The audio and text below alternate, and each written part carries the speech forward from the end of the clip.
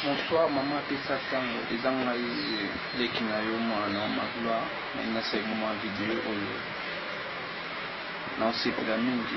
nasala bafia na mapesa tango eza malamu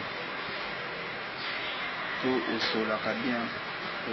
relation ya Facebook elinapela misu mosika misu ya bebisa yango alinga mpe kobebisa nayo po oza mama opesaka conseil ya malamu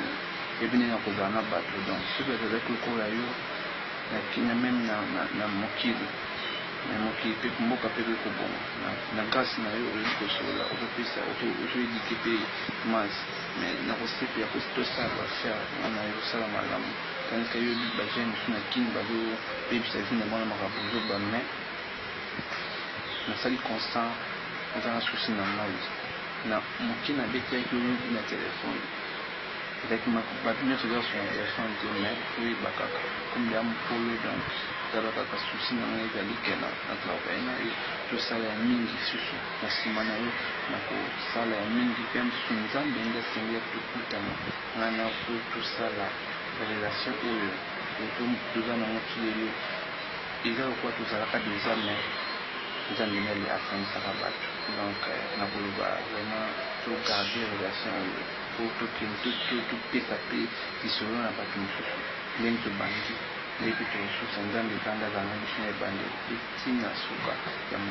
ya molongo na biso nayebi ke mwana nzambe na bwato bafleur ebele okende liboso mosana okende liboso oyo nyonso akoya komeka yo amona yo te sikete monguna azwa place kokota na bafere nzambe nde mobati mais conseil na kopesa yo mama na ngai sara na ngai kotika nzambe na yo te nyonso osalaka ezalaki na mabe ya malamu tya nzambe noka lepreuve lelo ozwi te peta nzambe na silo tokozwa donc nzambe nde ayebi oyo oyaka liboso na biso oyo na nsima toyebi nzambe nayebi eti na biso aveni na biso alobi donc même na grâce na nde nzambe atindaki ke tokutana na liboso nanga nzambe azwa lokumu parce que eza na pasi ezaki na susi ya bato nzambe akotika yo te mama sere na ngai nasepelaka na bainterview nosalaka nasepelaka ngo fort moso na vani otalanga biano